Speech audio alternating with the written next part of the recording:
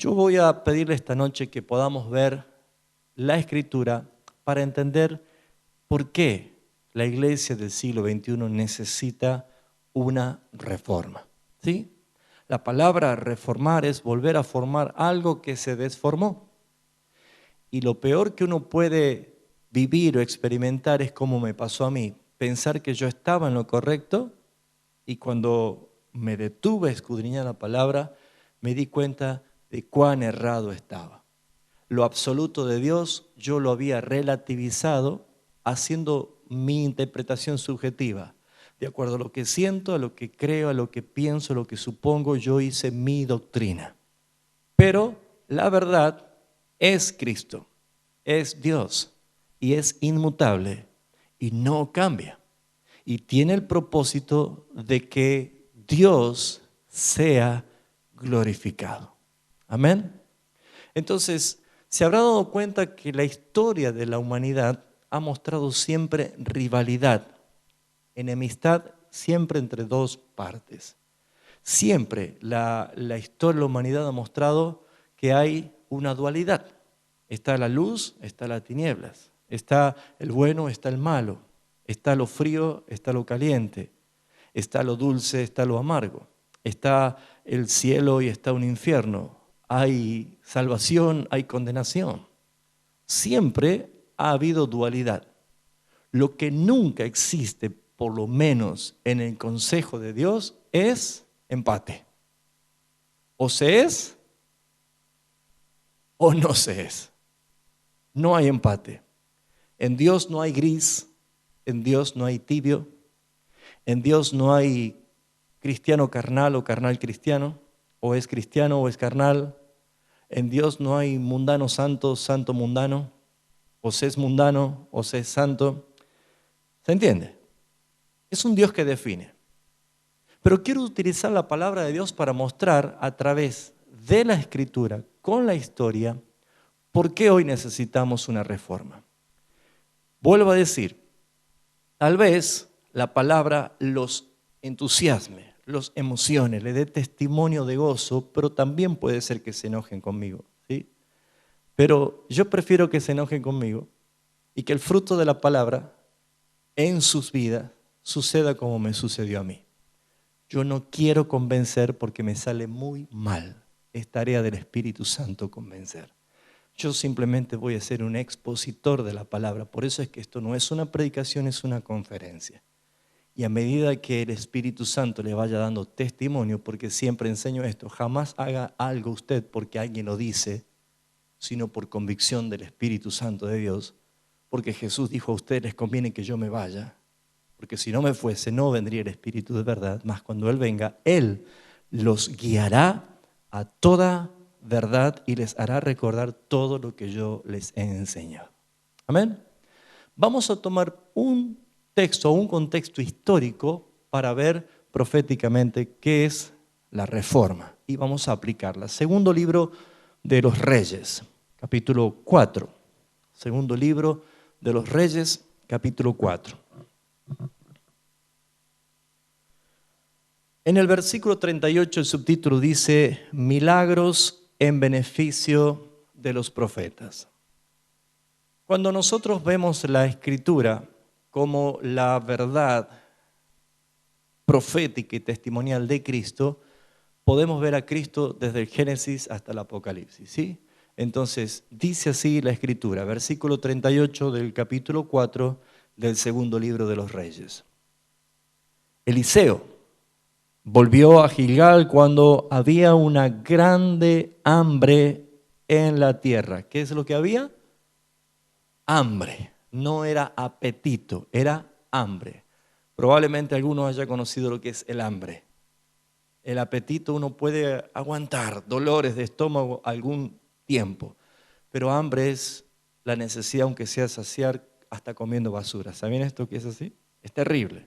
Hay una canción que dice hambre que duele, ¿no? El hambre duele. Bueno, el cuadro que vemos acá dice que había una grande hambre en la tierra. Vamos tomando palabras que en el cuadro que vamos a pintar en lo profético vamos a entender por qué se aplica. Y los hijos de los profetas estaban con él, con Eliseo. Y dice la Escritura, por lo que dijo a su criado, el profeta hizo una obra de amor. Pon una olla grande y haz potaje para los hijos de los profetas. No hay nada más duro y más triste para los ministros que sus hijos pasen hambre, ¿no es cierto? Estos tipos de versículos son muy utilizados para los que hacen dinero con la gente cristiana, ¿sí? No vamos a usar nada de esto. Voy a llevarlo a Cristo. Por eso es que somos cristianos, porque predicamos a Cristo. Yo voy a predicar a Cristo. Y dice la Escritura que el profeta dijo, hagan un guiso para los hijos de los profetas. Fíjense en lo que dice el versículo 39. Y salió uno, no especifica quién. Uno salió a recoger hierbas y halló una, ¿qué dice allí?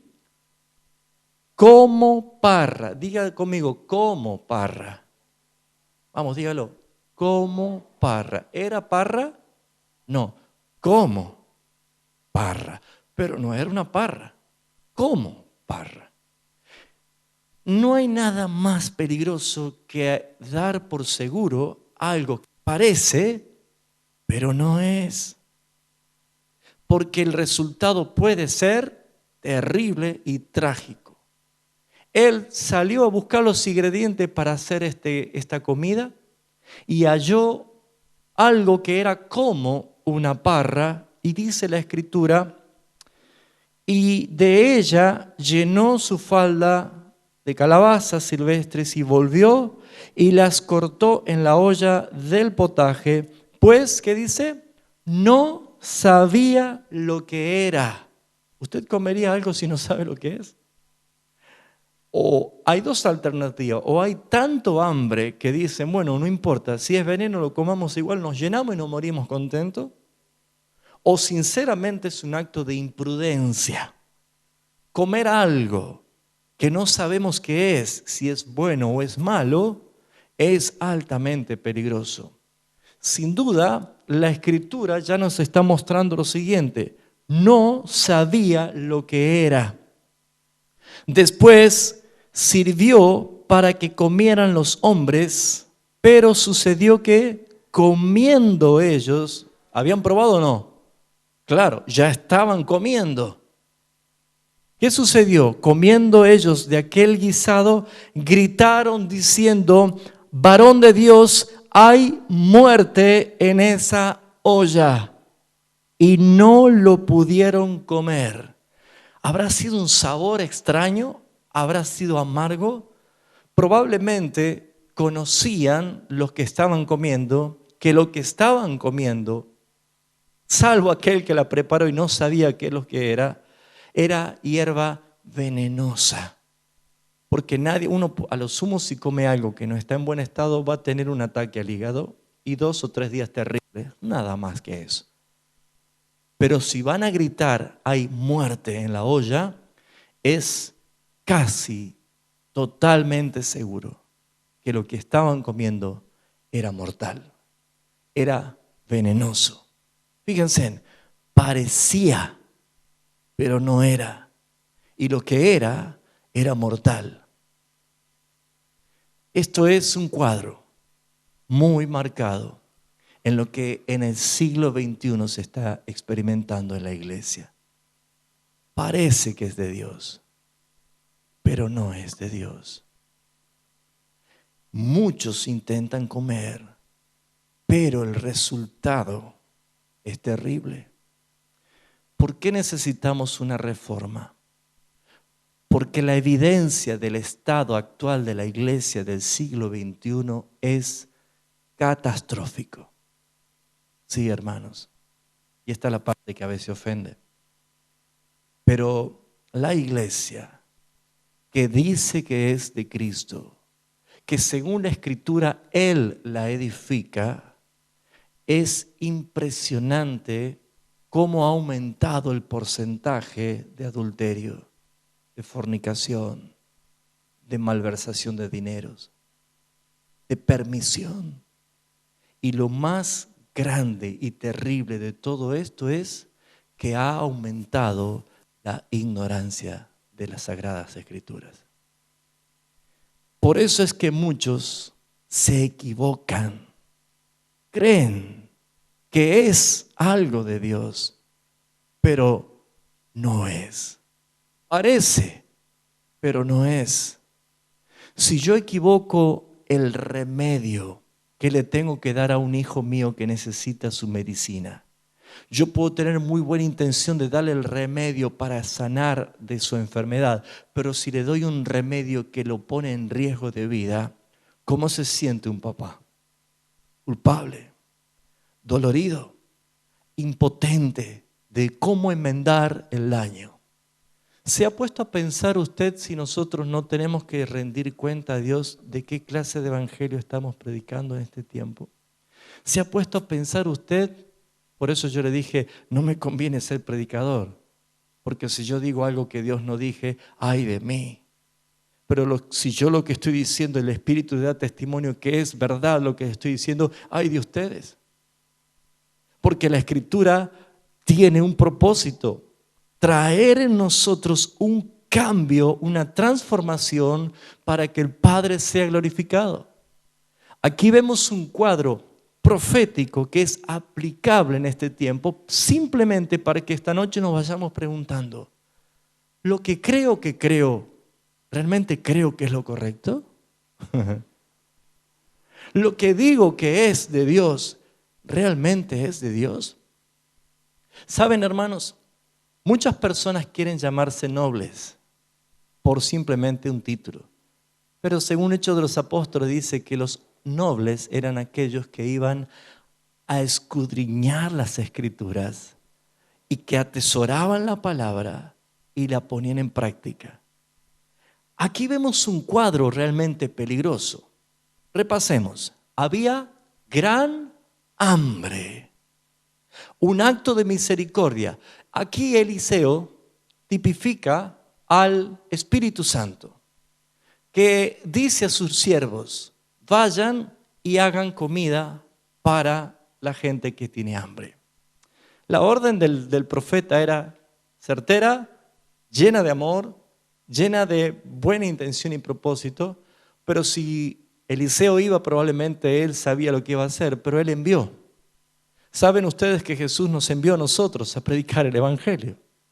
Y lo que Él nos dio no provoca muerte, al contrario, produce vida. Pero de pronto nosotros somos enviados y si nosotros no conocemos y creemos que esto que parece es, pero no es, no estamos haciendo un daño.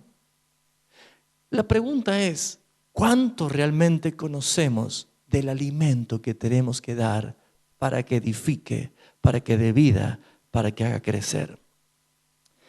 Saben, los últimos 100 años de la iglesia han sido terribles. ¿Por qué? Los mayores sabrán entender que la historia muestra que los últimos 100 años han sido la explosión de la industrialización a nivel mundial. La tecnología, la ciencia, la filosofía, la educación, todos los avances han entrado a poner quinta en fondo y empezaron a crecer con una velocidad impresionante. Se han dado cuenta de que tantas cosas que están creciendo y que están avanzando ha hecho de que nosotros que somos del siglo XX tengamos que amoldarnos rapidísimo al siglo XXI porque nuestros hijos nos pasan muy rápido. Entonces se van a dar cuenta ustedes de que la industrialización y el modernismo ha hecho de que muchas personas comiencen a deleitarse del potencial que el hombre puede tener, creado justamente para el beneficio del hombre, y se ha olvidado de las bases principales. Entonces, cuando nosotros ponemos algo que decimos, esto es lo correcto, sin mirar lo que la Escritura dice, tenemos una gran posibilidad o probabilidad de equivocarnos. ¿Sabían ustedes? Así que yo no debo juzgar las Escrituras a la luz de mis experiencias. Yo debo juzgar mis experiencias a la luz de las Escrituras. Porque es lo que nosotros vamos a tener la evidencia de que estamos en error. Yo hacía esto, yo acomodaba la palabra conforme a mis experiencias, a mis vivencias. Entonces yo, sin profundizar y sin tomar el texto con el contexto, extraía palabras y me autoconvencía, porque saben que eso lo podemos hacer nosotros. Se llama obsesión, porque la obsesión es muy peligrosa. Mentir es engañar a otros y obsesionarme es engañarme a mí mismo y creérmelo.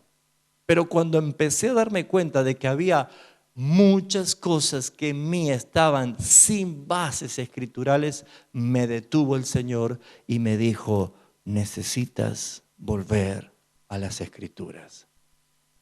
¿Por qué? Yo, al ser un pastor, tenía que preparar los guisos para darle de comer a la gente. Y pensando que era lo correcto, con buena intención, porque este siervo no fue a buscar una hierba venenosa. Él fue a preparar, era el cocinero, le tocaba cocinar, pero resulta ser de que halló una parra, una hierba que era como una parra, no era una parra. Y dice la Escritura, pues no sabía lo que era. Y lo mismo cocinó, preparó, les dio de comer y comenzaron a comer. No dice la Escritura cuál fue el síntoma. ¿Serán retorcijones? ¿Será que estaba agrio? ¿Será que el olor era repugnante? No lo dice, pero lo que sí vemos es que lo que estaban comiendo en algún momento se dieron cuenta y gritaron, Señor, hay muerte en la olla, nos estamos envenenando. En algún momento la iglesia del siglo XXI moderna van a tener todos, como lo hice yo y muchos que lo hicieron antes de mí, porque yo no soy el mejor, al contrario. Muchos vamos a decir, Señor, ¿qué estamos comiendo? Versículo 41, y acá vemos lo que tipifica Cristo. Concluye el 40 diciendo, no la pudieron comer. Entonces, hablando de Eliseo, dijo, traed harina. ¿Qué es la harina? ¿La base de qué? ¿Cuál es el producto de la harina? El trigo, ¿cómo? ¿En grano o molido? Molido. Según la Escritura, ¿quién dice que fue molido por causa de nuestras rebeliones? Por eso eres el pan de vida. Uno no come pan metiéndose un puñado de harina, tomando un poco de agua, luego metiéndose un poco de levadura y luego mastica la grasa. Ay, por cierto, una pizquita de sal. No es la manera de comer pan. Esos son ingredientes separados. El pan lleva un proceso, ¿sí o no? Y Cristo, el pan que descendió del cielo, el pan de vida, vino como una semilla. Es la semilla que se echó en el campo. Pero fue molido. Es el proceso. Y por ser justamente era el pan sin levadura, que era el pan de la propiciación, el pan de la reconciliación. Ese pan, a la hora de entrar por tradición al horno para comerla con las hierbas amargas, era la misma hora que Jesús estaba entrando al sepulcro. El cordero había sido muerto y aquel pan de vida estaba entrando al sepulcro. Él es el pan de vida. Pero dice la Escritura, traed harina. Harina es el resultado del trigo molido. Lo único que puede traer salvación, lo único que puede traer restauración, sanidad, porque acá eran hijos que estaban envenenados, eran hijos que estaban comiendo algo que no sabían lo que eran hijos que estaban comiendo algo mortal. Es únicamente el sacrificio de Cristo lo que cambia.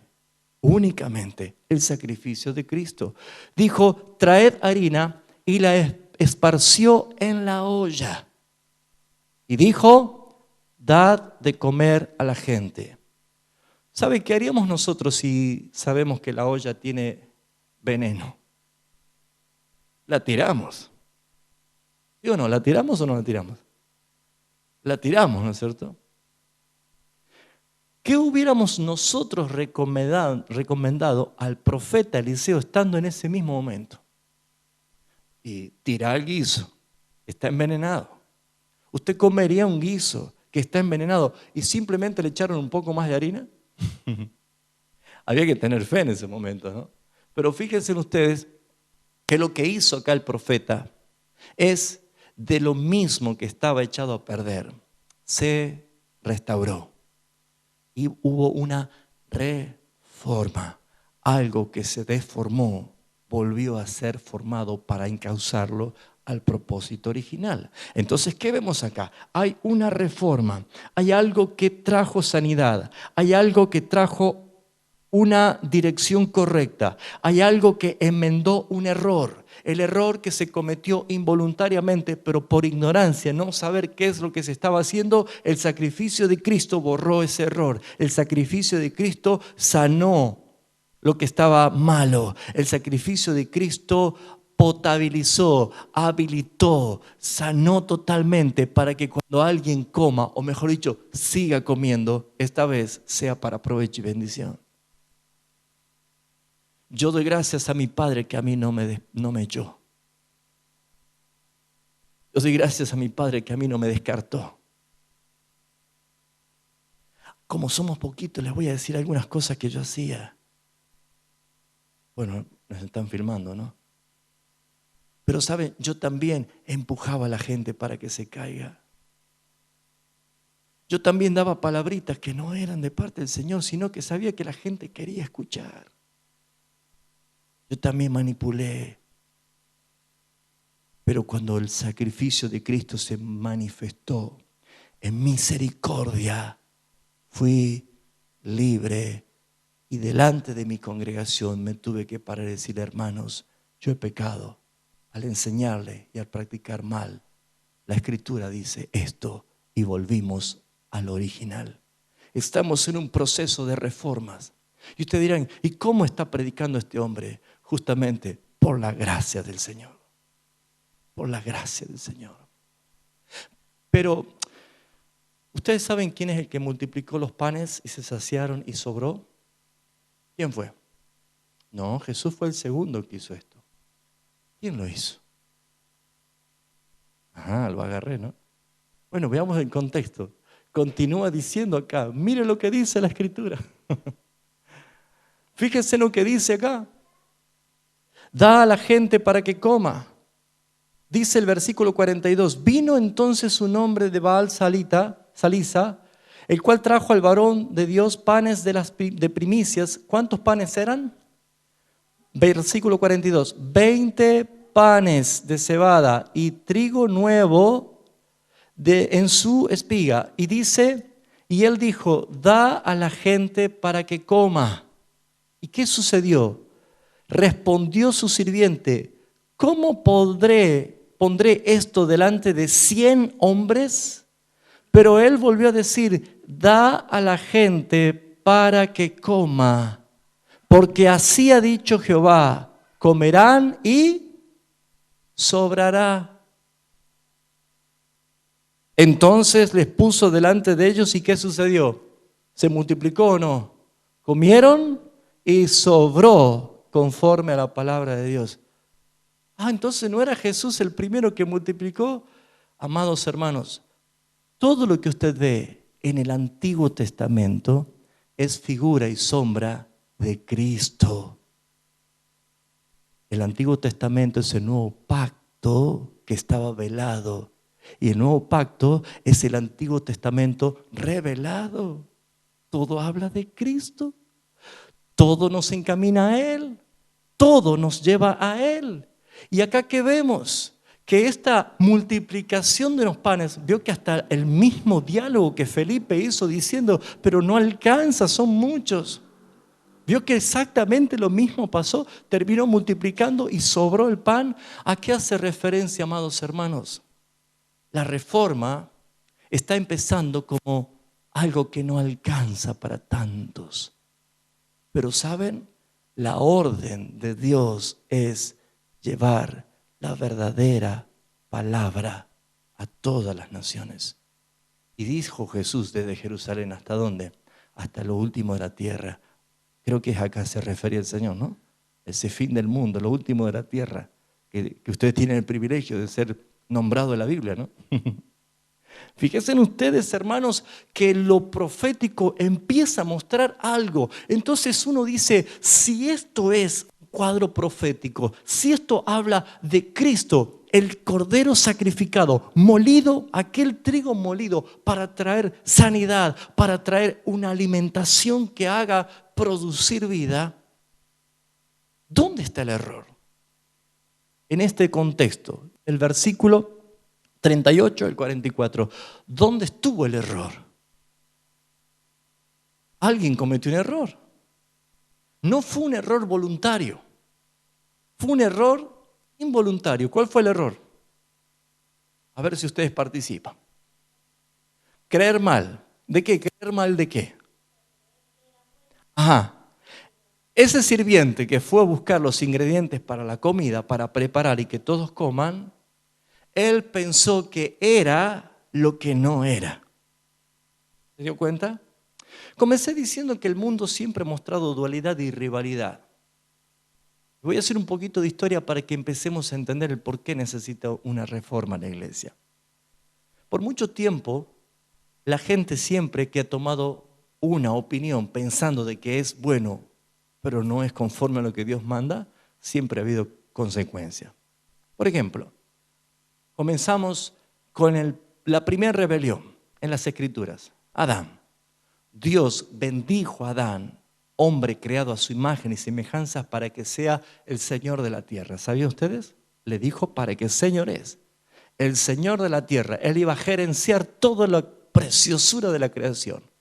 Pero no contaba con el enemigo de Satanás, perdón, de Dios o de el hombre. ¿De quién era el enemigo? Del hombre.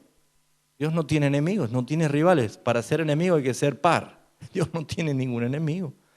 El enemigo, Satanás, es del hombre. Y fue allí que comenzó el problema. Siempre que hay alguien que trae el testimonio de la verdad, se va a levantar la oposición de la mentira. Segundo, levantó un altar Abel, pero sin embargo vino Caín y levantó un altar. ¿Los dos adoraban a Dios, sí o no? Sí, pero Jehová Dios aceptó el altar de Abel y no de Caín. ¿Por qué? Porque hay un diseño. El altar de Caín no era despreciable, eran las mejores frutas. Imagínense, los mejores frutos de la tierra. Pero no era diseño de Cristo, porque Abel, por revelación, levantó un altar que era piedra, leño y un cordero muerto. Lo que iba a ser el testimonio de la universalidad de la victoria de Cristo. Monte Calvario, piedra, leño que era la cruz y el cordero que estaba expiando, sacrificado. Otra vez, un diseño de verdad, un diseño de mentira. La obra de misericordia de Dios expresada en Noé para salvar, pero la obra de rebeldía en los que no le creían. Siempre que hay una verdad, va a estar el engaño. Cada vez que suceden cosas que Dios mostró una verdad, había una dualidad, una rivalidad. Moisés, estando en el desierto, demorado en el monte recibiendo las instrucciones de Dios, el pueblo levantó un becerro de oro. Había un altar único, pero había una sustitución falsa y los que adoraron perecieron allí en el desierto. ¿Lo ven? Siempre. Dios puso su gracia sobre el rey David, pero inmediatamente Saúl se llenó de celos y quiso matarlo. Otra vez, un diseño en contrario. Aconteció que cada vez que sucedía alguien que levantaba una antorcha de verdad, siempre se levantaba la oposición y la mentira. Que parecía, porque arrastraba a muchos. Siempre sucedió. Porque si nos vamos incluso más allá a la eternidad, Lucifer engañó una tercera parte de ángeles. Claramente vemos esto. Hasta un punto crucial donde aparece Jesús ante Pilato, al lado Jesús y al lado Barrabás. ¿A quién quieren que suelte? Y la gente que dijo, a Barrabás. El apóstol Pablo tuvo una terrible discusión con el apóstol Pedro, Gálatas capítulo 2. Y dice Pablo, si era por mí lo condenaba Pedro. Para que ellos dicen que Pedro era infalible por ser el primero, ¿no? Fíjense en ustedes que Pedro estaba judaizando y Pablo no tuvo ningún reparo de exponer, porque expuso la paz, la armonía, con tal de defender la verdad bíblica.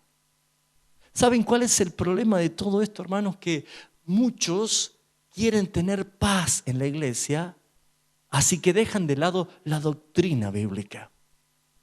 Hechos de los Apóstoles 2:42 dice que la iglesia primitiva perseveraba en la doctrina de los apóstoles y en la comunión.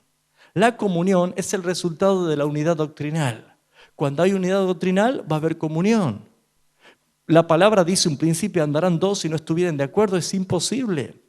Pablo se tuvo que separar de Bernabé porque no hubo acuerdo. Pero ¿qué está pasando? La iglesia está en un tiempo donde deja de lado la palabra para tener comunión. Por eso es que se ha puesto en peligro otra vez, porque se dice, esto es de Dios, pero no es de Dios mientras la iglesia sigue ignorando. Alguien puede confundir una rama venenosa con una parra. Vamos a ponerle acelga nosotros, ¿sí? Si yo no conozco la acelga, voy a pensar que esa hierba venenosa es acelga, pero estoy exponiéndolo a la muerte. Y el problema más grande es que el sacrificio de Cristo está ausente. Por eso es que la única solución de enmendar el error, de habernos equivocado, es que Cristo sea glorificado, que Cristo sea como el único que puede traer una realidad que nosotros no podemos. Transformación, restauración, reforma, volver a formar lo que se deshizo, lo que se deformó. En el primer siglo la iglesia nace con poder. El apóstol Pablo ha enviado a los gentiles y el apóstol Pedro ha enviado a los de la circuncisión. Pero después que fueron martirizados los apóstoles, Pablo tenía la guillotina en la cabeza cuando decía yo he guardado la fe hasta el final. Esa es nuestra misión, guardar su palabra, guardar la fe hasta el final, no claudicar, no ceder. Y sin embargo, pasó el primer siglo y empezaron a levantarse las oposiciones. Si usted pone el dedito allí, o vamos a ir a Hechos de los Apóstoles capítulo 20, Pablo escribe sabiendo y profetizando lo que iba a suceder. Hechos de los Apóstoles capítulo 20, dice el versículo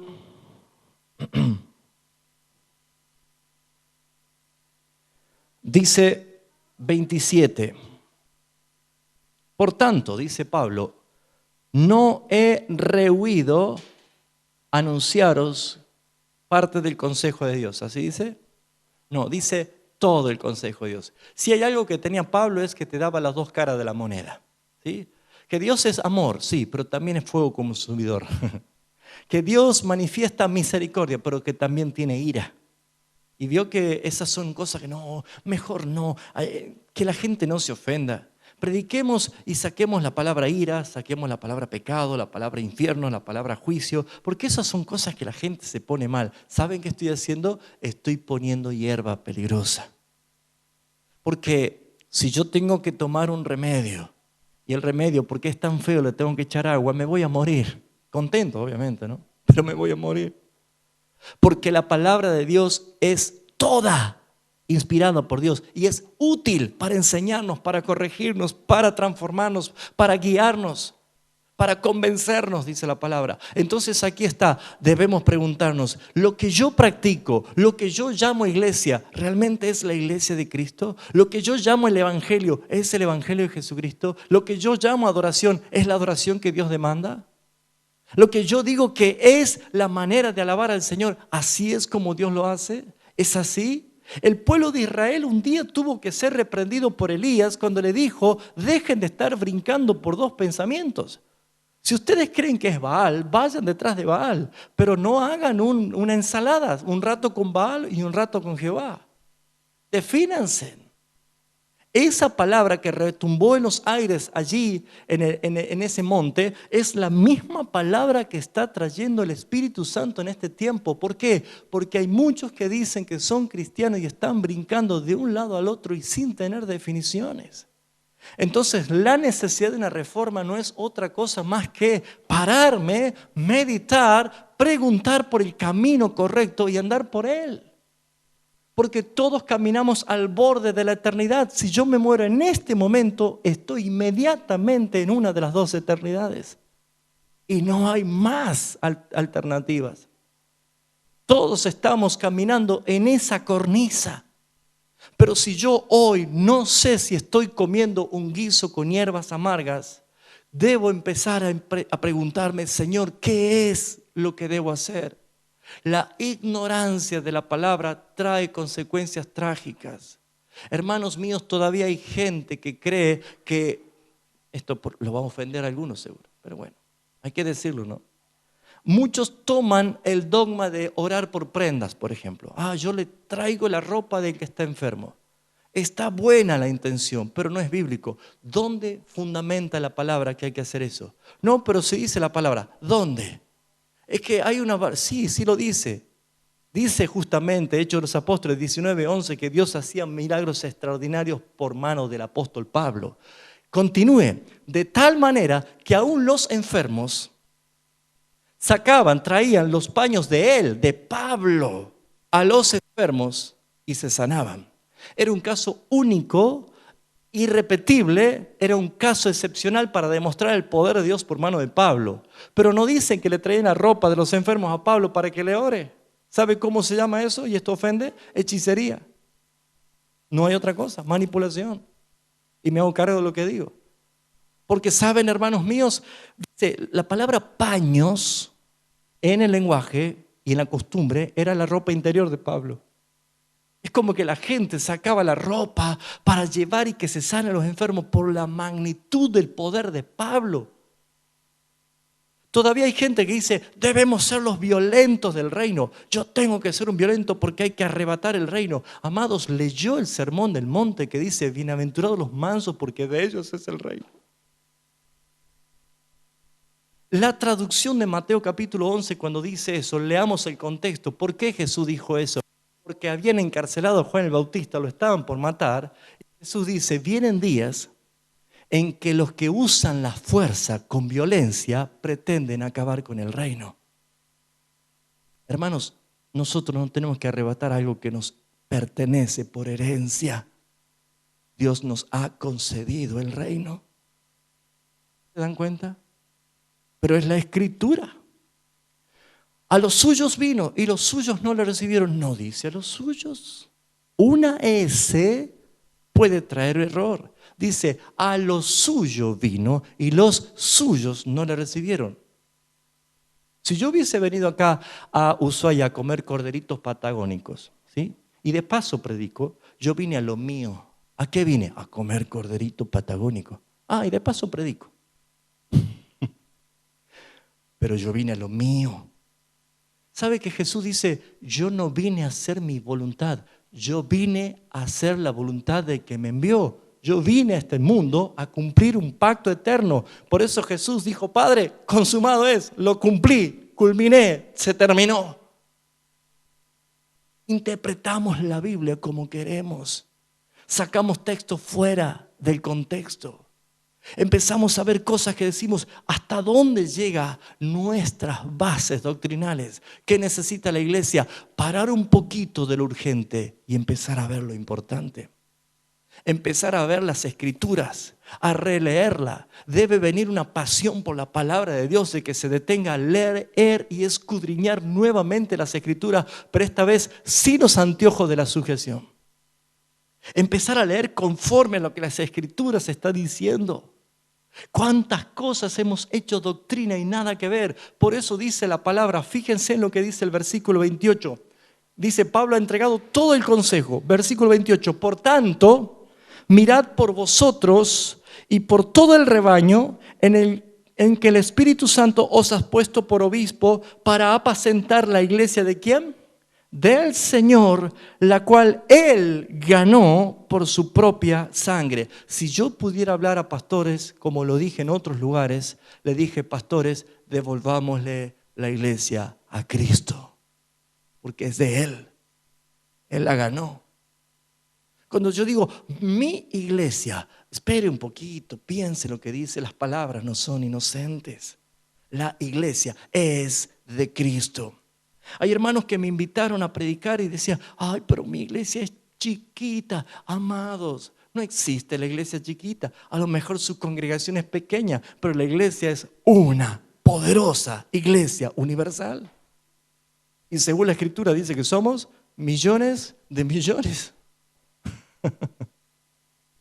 Pero los conceptos de la institución, de la capilla, que parece ser el diseño original, no es peligroso, es mortal. La gente se enamora de la capilla, del campanario, del aire acondicionado, de los ministros, de la banda, de la música, de si el pastor cuenta buenos chistes, si tiene un hermoso merchandise, impresionante. Palabra, nada. Les aseguro que en esa olla hay muerte. Si no está el trigo, si no está la palabra, si no está el sacrificio de Cristo, si Cristo no es el centro, por favor, no se llamen cristianos, llámense humanos. Pero si Cristo es el centro de nuestra adoración, de nuestra admiración, de nuestra devoción, entonces portemos el nombre de representantes de Cristo en la tierra. Pequeños Cristo significa cristiano. Es la palabra. Pablo, previendo esto, arroja semejante profecía que es imposible decir que no se ha cumplido. Versículo 29. Porque yo sé, dice Pablo, que después de mi partida, ¿qué sucederá? Entrarán en medio de ¿quién? Está hablando de la iglesia. Versículo 28 está hablando de la iglesia del Señor. Entrarán en mí, en medio de ella, ¿quién? Lobos rapaces que no perdonarán al rebaño. Y de vosotros mismos se levantarán hombres que hablen cosas perversas. ¿Cuál es el propósito? Para arrastrar tras sí a los discípulos. Esta clase de mensaje, obviamente, no son muy populares, ¿sí? Yo tengo más enemigos que amigos, pero me gusta que la Biblia me simplifica eso. Mejor es agradar a uno solo que agradar a tantas personas. Yo debo agradar a aquel que me salvó, a quien tengo que rendir cuenta y a quien yo tengo que glorificar, a mi Cristo. Amados hermanos, esto sí es para valientes. ¿Saben qué dijo Jehová de los ejércitos a Josué? Que a usted le gusta mucho ponerlo en las tarjetitas de los cumpleaños para enviarle a alguien, ¿no? Yo que dice ese 1.9, que ¿quién no lo conoce el 1.9, no? Mira que te mando, que te esfuerce, porque usamos versículos para llaveritos, para ¿cómo se llama? Cuadritos, pero nunca lo aplicamos, ¿no? Ahora, el versículo 7 dice, solamente esfuérzate y sé muy valiente, pero no dice para resistir al diablo, para echar fuera demonios, no, dice para poner en práctica la palabra y cumplirla, y no te apartes ni a derecha ni a izquierda para que todo lo que hagas te salga bien y la obra de tus manos sea prosperada. O sea que lo que Dios dice, mira, no necesitas ser valiente para resistir al diablo, ni para echar fuera demonios. Si estamos bajo autoridad, cualquier espíritu inmundo reconoce autoridad, se tienen que ir. Pero hay que ser muy valiente para poner en práctica la palabra. ¿Saben cuántas personas tienen Biblia místicamente, pero no son cobardes? porque no ponen en práctica la palabra y no habla de bien de nuestro Señor. Si yo soy parte del reino de los cielos, debo representar el mismo coraje de mi Cristo, de los apóstoles y de aquellos que estuvieron en la hoguera quemándose y glorificando y cantando al Señor mientras se quemaba. Hasta aquí. No me van a tirar piedra todavía, ¿no? ¿Vamos bien? Hasta aquí. ¿Cree que nos hace falta una reforma? Piensen. ¿Creen que nos hace falta decir, che, ¿y si vemos en la olla? No vaya a ser cosas que estemos comiendo algo que parece, pero no es. No es hora de que digamos, Padre, me equivoqué, perdón. No es hora que reconozcamos. Pablo sabía, van a entrar y van a hacer desastres en la iglesia. La reforma tiene un sentido: corregirnos. Hay un movimiento muy grande en Latinoamérica de la fe reformada. ¿En qué consiste esto de la reforma? Así como Pedro y Pablo discutieron por guardar la verdad, Pablo reprendió a Pedro. En el año 300, después de que muchos de los apóstoles, la iglesia ya era perseguida, muchos fueron martirizados. Los que conocen historia, les gusta la historia, se ha dado cuenta de que Constantino no le hizo nada bien a la iglesia cristiana, sino que un falso cristiano que se convierte falsamente porque sabía la cantidad de cristianos que habían escondido en las catacumbas, y como él estaba en disputa con otro general, resulta ser de que él tomó una ventaja de mostrar que él era cristiano para aliarse a los cristianos y vencer al otro general y ser el llamado el sumo pontífice, porque los césares o los emperadores eran considerados maximus pontífices, que sumos pontífices eran grandes hombres de autoridades. En otras palabras, eran considerados dioses, infalibles. Ellos se consideraban así. Esa llegada comenzó a traer gran problema en la iglesia que estaba sin sus apóstoles, martirizados, perseguidos. Lo que hizo Nerón fue terrible. A los cristianos lo empalaban con breas y iluminaban los jardines con cristianos ardiendo. Es terrible lo que pasó. En el primer concilio aparece un monje llamado Pelagio. ¿Escucharon alguna vez el nombre Pelagio? Pelagio comienza a decir que el hombre no está muerto espiritualmente, sino que está enfermo, que el hombre puede tener, no perdió el libre albedrío, puede seguir escogiendo salvarse. Entonces ustedes habrán escuchado hablar de un monje muy, muy importante. Según Carlos Spurgeon, dice que es el hombre más importante después del apóstol Pablo en la era del cristianismo. Se llamó San Agustín o Agustín de Hipona. ¿Escucharon hablar de Agustín? Él defendió la doctrina de la gracia y él puso el fundamento de la verdad. Y otra vez, quien tiene la verdad se levanta a la oposición. Esto trajo aparejado muchas cosas, el oscurantismo, las inquisiciones. Hay una historia terrible, oscura de lo que pasó en la iglesia. Esos son los eslabones de las cadenas que muchos de los chicos o la gente de iglesia de hoy no sabe. Por eso que todavía diciendo, ¿cuántos años tiene la iglesia? 17 años, hay que hacer el cumpleaños de la iglesia. Hermano, la iglesia tiene 2000 años. Pero tenemos todavía esa estructura independiente. Mi iglesia no es la tuya. Sí, amados, somos de la misma iglesia. Por lo menos yo pertenezco a la que Cristo edifica.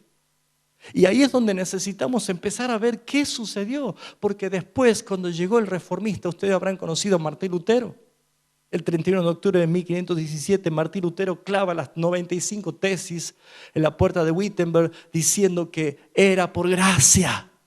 Y no había que pagar indulgencias, no había que entrar en ese tipo de cosas para ser salvos. Pero se levantó Lutero y se levantó Erasmo, la oposición. Ayer tuvimos un cacerolazo nacional, ¿no?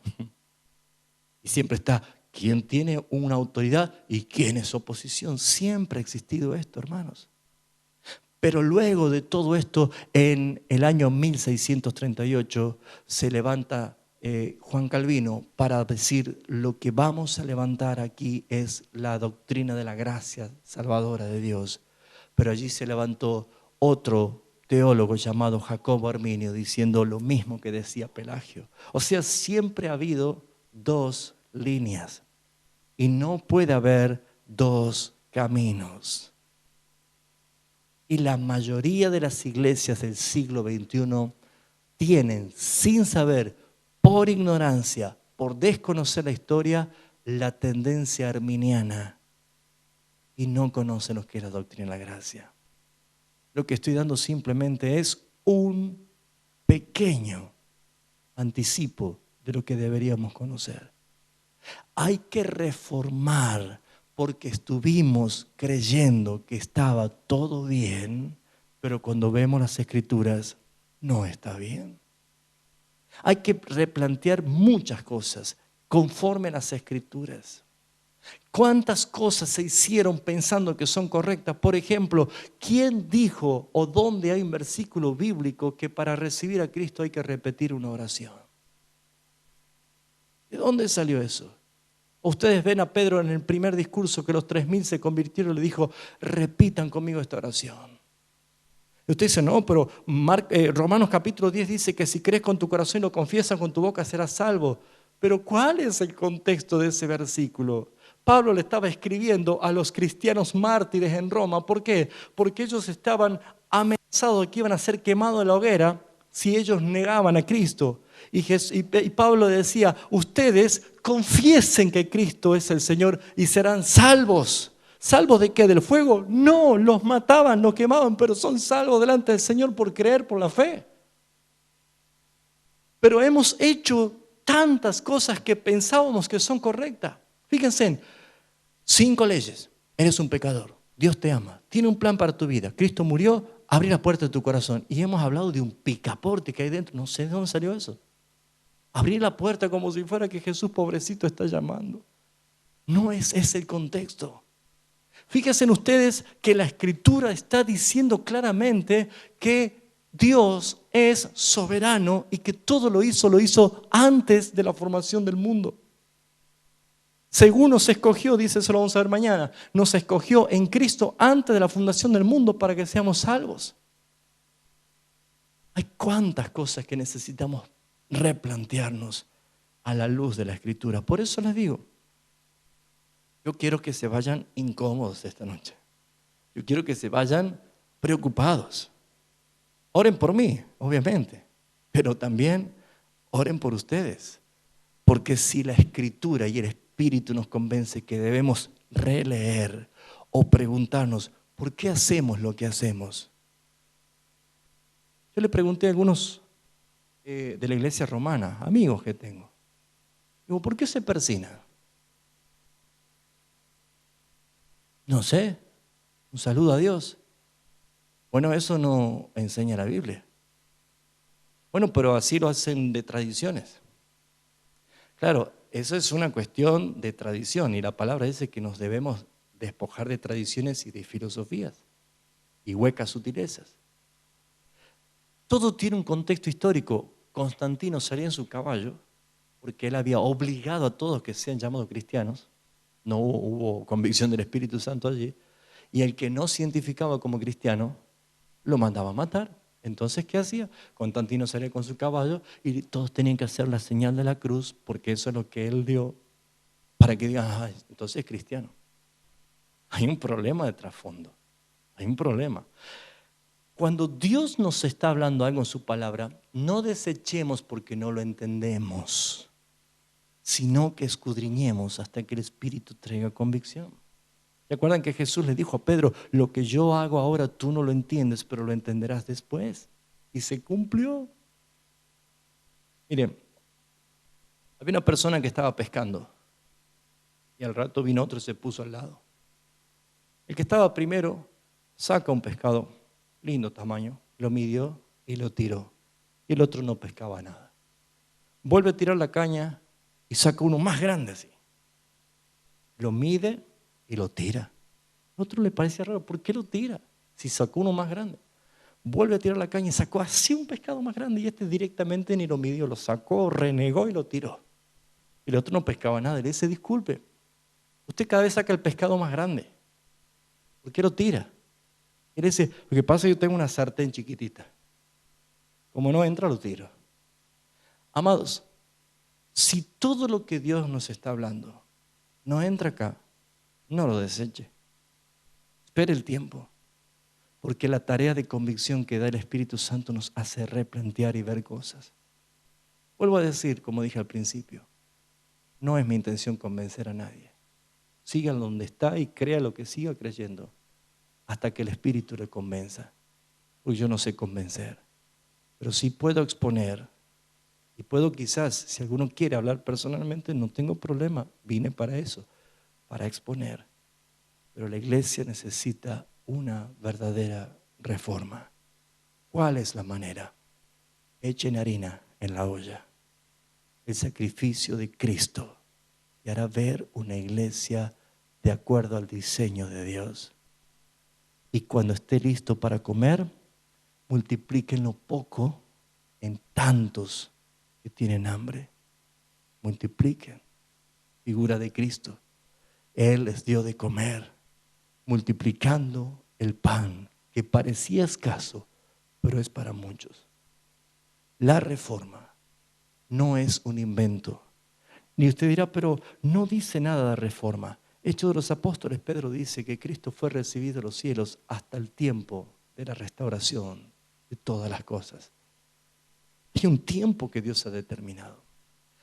Y cuando la gente se siente insatisfecha, hay tantos pródigos, hay tanta gente que ni siquiera quiere congregar. Hay gente que dice, estoy cansado porque me sacan plata. Hay cristianos que en vez de tener fragancia, el Espíritu Santo tiene un olor a empanada porque lo tienen haciendo empanadas todo el día. Y el cristiano no está para eso. Claro, hermanos, hay una realidad dura. No estamos predicando, estamos sirviendo un sistema y no es ese el propósito del Señor. Por eso, amados hermanos, yo quiero dejarlo esta noche a que simplemente pregunten o se pregunten, ¿es tiempo de una reforma en mi vida? ¿Será que lo que yo digo que es o parece? Pues no sé lo que era. Quiero concluir con esto y gracias por su tiempo. Ser reformado no es motivo de orgullo, sino de vergüenza, porque es reconocer que estuvimos equivocados y hay que empezar de nuevo. Apocalipsis dice, recuerda de dónde has caído, arrepiéntete y empieza de nuevo. Cualquier persona que se equivoca tiene que hacer eso. Si alguna vez le erraste a la ruta, tuviste que volver todos los kilómetros que hiciste de mal para encarar lo que es correcto. Segundo, la reforma tiene un costo. El costo de perder amigos, el costo de que te odien, el costo de que no te aprecien, el costo de que no te reciban en ningún lado. Pero ese costo lo vimos reflejado en nuestro Señor Jesucristo, que fue el primer reformador. Él vino a decir, oíste que fue dicho esto, pero yo digo que es así. Él puso en orden las cosas. Pero cada uno debe saber perfectamente si fuimos llamados a glorificar a Dios o simplemente a entretenernos. Dios no busca religión, Dios busca relación. Una relación espiritual. Dios es espíritu y los que le buscan deben buscarle en espíritu y en verdad. Si no es en espíritu y en verdad, es en la carne y obviamente con engaño. Parece, pero no es. Yo les invito, amados hermanos, que seamos sensibles a lo que el Espíritu Santo nos lleve a hacer en este tiempo. Mañana voy a poner un poquito más, un cambio más, pero vamos a entrar a ver qué es la doctrina de la gracia y qué es el pacto de redención eterna. Probablemente empecemos a conocer algo que no lo conocíamos, o probablemente el Espíritu Santo te confirme algo que ya lo venías viendo y no sabías que era así y no te animabas, porque nada de lo que estamos hablando es nuevo, sino que es original. Siempre estuvo allí, nada más que yo no lo veía. ¿A quién quiero agradar yo? ¿A Dios o a los hombres. Vamos a orar.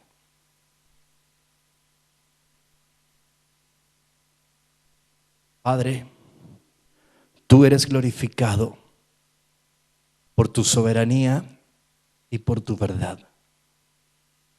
Nosotros somos las ovejas que nos descarriamos y cada cual anduvimos por nuestros propios caminos.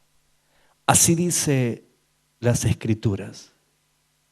Mas tú fuiste herido por nuestras rebeliones y el castigo de nuestra paz fue sobre ti, Señor.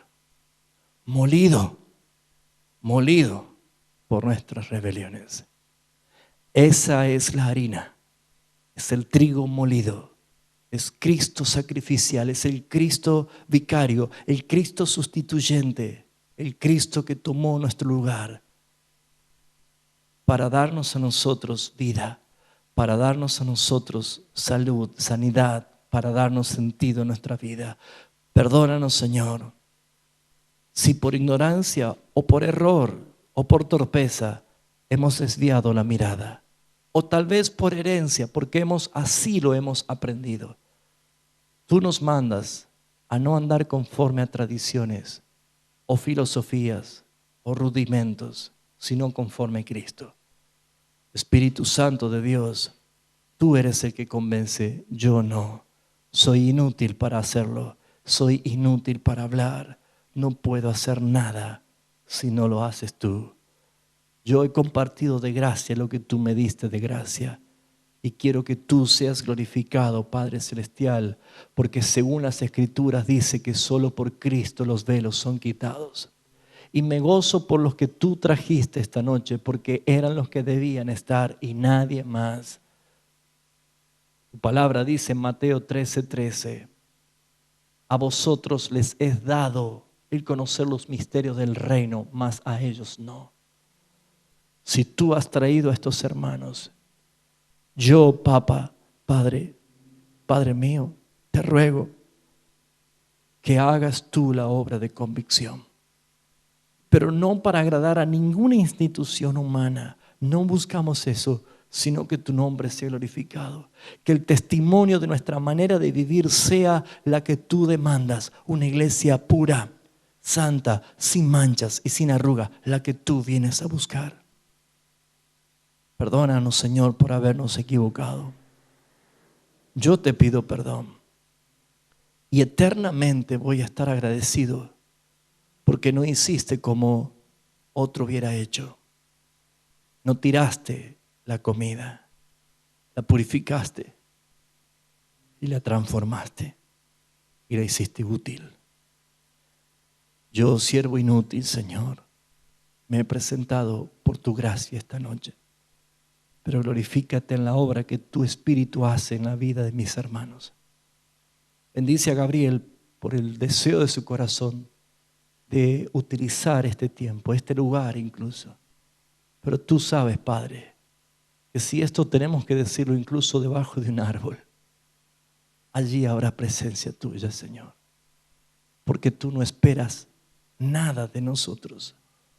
Somos nosotros lo que hemos buscado de ti y te necesitamos a ti, Señor, el autor y el consumador de la fe. Bendigo a mis hermanos y que la gracia tuya, Señor, santifique nuestras vidas. Por los méritos de Cristo, nuestro Señor, Kyrios, Yeshua HaMashiach, tu nombre, que es por sobre todo nombre, a ti sea la gloria, Señor. Te alabo, te bendigo, engrandezco tu santo nombre y bendigo en tu nombre, Señor, a tus hijos, a tu iglesia. Gracias por este tiempo. La gloria y la honra sea para ti por los siglos de los siglos. Amén. Amén. Aleluya.